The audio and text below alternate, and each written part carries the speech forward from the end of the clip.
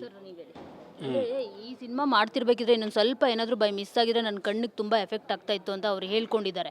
ಈಗ ಒಂದು ಸ್ವಲ್ಪ ಹೊತ್ತು ಮಾಡೋಕ್ಕೂ ಅವರು ಯೋಚನೆ ಮಾಡ್ತಾರೆ ಆ ಥರ. ಓಕೆ, ಯಾಕಂದರೆ ಕಣ್ಣಿಗೆ ಎಫೆಕ್ಟ್ ಆಗುತ್ತೆ ಅಂತಂದು ಹೇಳ್ಬಿಟ್ಟು ಅದು ಯಾವುದೋ ಒಂದು ಶೋನಲ್ಲಿ ಮಾತ್ರ ಮಾಡಿ ತೋರಿಸಿದ್ರು ಅಷ್ಟೇ.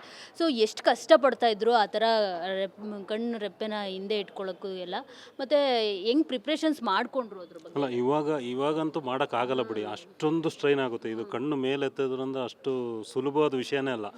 ಅವಾಗೇನಂದ್ರೆ ಅವರು ಒಂದು ಅಪ್ಕಮಿಂಗ್ ಅಲ್ವಾ, ಅವಾಗ ಇಂಟ್ರೆಸ್ಟ್ ಇತ್ತು ಅವ್ರಿಗೆ. ಇದು ಏನೋ ಒಂದು ಮಾಡಿ ಚಾಲೆಂಜ್ ಮಾಡಿ ಈ ಪಾತ್ರನಿಗೆ ಒಂದು ಲೈಫ್ ಕೊಡಬೇಕು ಅನ್ನೋ ಒಂದು ಇಂಟ್ರೆಸ್ಟ್ ಇತ್ತು.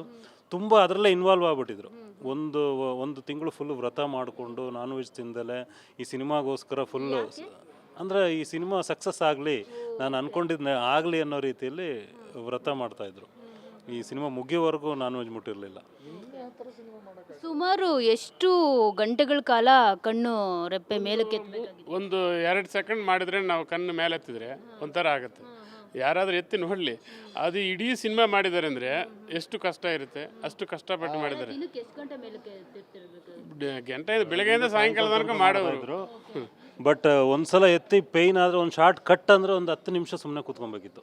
ಅವಾಗ ಏನು ಮಾಡೋದು, ಉಮಾಶ್ರೀ ಅವರು ಬಂದು ತೊಡೆ ಮೇಲೆ ಕೂರಿಸ್ಬಿಟ್ಟು ಮಗ ಬಾ ಇಲ್ಲಿ ಅಂತ ಹೇಳ್ಬಿಟ್ಟು ಬಟ್ಟೆ ಎಲ್ಲ ಒದ್ದೆ ಮಾಡಿ ಕಣ್ಣಿಗೆ ಒತ್ತುತ್ತಾಯಿದ್ರು. ಅಷ್ಟೊಂದು ಸ್ಟ್ರೈನ್ ಆಗ್ಬಿಡೋದು. ಅವರು ಸುಮಾರು ಹೊತ್ತು ಹಿಂಗೆ ತಲೆ ಹಿಂಗೆ ಹಿಡ್ಕೊಂಡ್ಬಿಟ್ಟು ಸ್ವಲ್ಪ ಹೊತ್ತು ರಿಲ್ಯಾಕ್ಸ್ ಮಾಡಿಬಿಟ್ಟು ಮತ್ತೆ ಶಾರ್ಟಿಗೆ ಬರೋರು.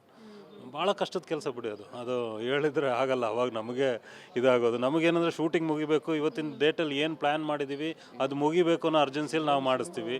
ಅವ್ರಿಗೆ ಸ್ಟ್ರೈನ್ ಆಗೋದು, ಅವರು ಮುಗ್ಸೋಕ್ಕಾಗ್ತಾ ಇರಲಿಲ್ಲ. ಬೇಗ ಮಾಡಬೇಕಲ್ವ, ಒಂದೇ ಸಲ ಮುಗಿಸ್ಬೇಕು. ಭಾಳ ಕಷ್ಟ ಇತ್ತು ಮಾತ್ರ. ಸೊ ಹೇಗಿತ್ತು ಸರ್ ಅವ್ರ ಡೆಡಿಕೇಶನು? ಮತ್ತು ಅವಾಗಿನ್ನೂ ನ್ಯೂ ಕಮರು ಹೇಗಿರ್ತಾ ಇದ್ರು ದರ್ಶನ್ ಅವರು? ಡೆಡಿಕೇಶನ್ ಬಿಡಿ, ಅವರಂಥ ಡೆಡಿಕೇಟೆಡ್ ಹೀರೋ ಯಾರೂ ಸಿಗಕ್ಕೆ ಸಾಧ್ಯನೇ ಇಲ್ಲ. ಅವ್ರು ಅಷ್ಟೊಂದು ಡೆಡಿಕೇಶನ್ ಇದ್ದಿದ್ರಿಂದನೇ ಇವಾಗ ಸೂಪರ್ ಸ್ಟಾರ್ ಇಲ್ಲಿ ಮಟ್ಟಕ್ಕೆ ಬೆಳೆದಿದ್ದಾರೆ. ಅಷ್ಟೊಂದು ಡೆಡಿಕೇಶನ್ ಮಾಡೋಕ್ಕೆ ಭಾಳ ಕಷ್ಟ ಅದು.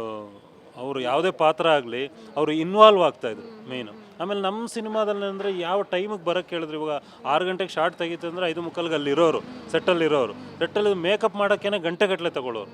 ಅಂದರೆ ನಾರ್ಮಲ್ ಆದರೆ ಸ್ವಲ್ಪ ಬ್ರೈಟ್ ಮೇಕಪ್ ಆದರೆ ಬೇಗ ಆಗ್ಬಿಡೋದು, ಸ್ಟೈಲಿಶ್ ಮಾಡಿಬಿಟ್ಟು. ಇದಂದರೆ ಆ ಕಂಟಿನ್ಯೂಟಿ ಮೇಂಟೈನ್ ಮಾಡಬೇಕು. ಪ್ರತಿದಿನ ಏನಿದೆ ಅದೇ ಸೇಮ್ ಕಂಟಿನ್ಯೂಟಿ ಮೇಂಟೈನ್ ಮಾಡಬೇಕು ಮೇಕಪ್ಪಲ್ಲಿ. ಅದನ್ನು ಮೇಂಟೈನ್ ಮಾಡೋಕ್ಕೋಸ್ಕರ ಟೈಮ್ ತೊಗೊಳ್ಳೋರು. ಮೇಕಪ್ ಮ್ಯಾನ್ಗೂ ರಿಸ್ಕ್ ಆಗೋರು.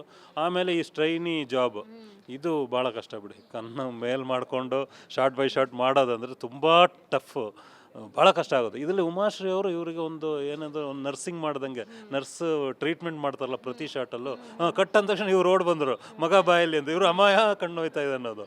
ಅವರು ಟ್ರೀಟ್ಮೆಂಟ್ ಮಾಡ್ಕೊಂಡು ಪ್ರತಿದಿನ ಅವ್ರ ಜೊತೆಗೆ ಸಪೋರ್ಟ್ ಮಾಡ್ತಾ ಇರೋದು. ಆವಾಗ ದರ್ಶನ್ ನಮಗೆ ಯಾವಾಗ ಬಂದರು ಬೆಳಗ್ಗೆ ಬರೋರು, ನಮಗೆಲ್ಲ ಶೇಕ್ ಹ್ಯಾಂಡ್ ಕೊಟ್ಟು, ನಾವು ಹೊಸಬರು ಅವರು ಹೊಸಬರು, ಒಳ್ಳೆ ಮರ್ಯಾದೆ ಕೊಡೋರು. ಅದೆಲ್ಲ ಏನಿಲ್ಲ, ಒಳ್ಳೆ ಚೆನ್ನಾಗಿ ಕೋಆಪ್ರೇಟ್ ಮಾಡಿದ್ರು. ಆ್ಯಕ್ಟಿಂಗಲ್ಲಿ ಯಾವುದ್ರಲ್ಲೂ ಯಾವ ಟೈಮಿಗೆ ಬೇಕಂತ ಕರೆಕ್ಟಾಗಿ ಬರೋರು. ಅದೆಲ್ಲ ಒಳ್ಳೆ ಇದಿತ್ತು. ಸುಮಾರು ಎಷ್ಟು ದಿನಗಳಲ್ಲಿ ಶೂಟಿಂಗ್ ಮುಗಿಸಿದ್ರಿ? ಆವಾಗ 40 ದಿವಸ ಅಲ್ಲಿ ಶೂಟಿಂಗ್ ಮುಗಿಸಿದ್ವಿ ಮೇಡಮ್. 40 ಡೇಸಲ್ಲಿ ಮುಗಿಸಿದ್ವಿ. ಇವಾಗ 65 ಡೇಸ್ ಇರಲಿಲ್ಲ ಅವಾಗ, 40 ಡೇಸ್ ಇಲ್ಲ ಅವಾಗ ಮುಗಿದೋಗೋದು. ಈಗ ದರ್ಶನ್ ಅವ್ರು ಸಿನಿಮಾ ಮಾಡ್ಬೇಕಂದ್ರೆ ನಮಗೆ ತುಂಬ ಕಷ್ಟ ಅಲ್ವಾ. ಇವಾಗ ಬಡ್ಜೆಟ್ದು ಎಲ್ಲ ಟೈಮಿಂಗ್ಸು, ಆ ಟೈಮಿಂಗಲ್ಲಿ ಮುಗ್ಸೋಕ್ಕಾಗಲ್ಲ. ನಮಗೆ ಒಂದು ದಿನಕ್ಕೆ ಇಷ್ಟು ಸೀನ್ ಮುಗಿಬೇಕಂದ್ರೆ ಮುಗಿಬೇಕು.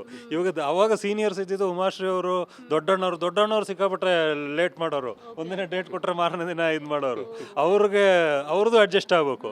ಒಂದಿನ ನಾಳೆ ಡೇಟ್ ಕೊಟ್ಟಿದ್ರೆ ಮತ್ತೆ ಒಂದಿನ ಇದಾಗೋದು, ನಮಗೆ ಭಯ ಆಗೋದು, ತಪ್ಪೋಗ್ಬಿಟ್ರೆ ಆಗೋದು.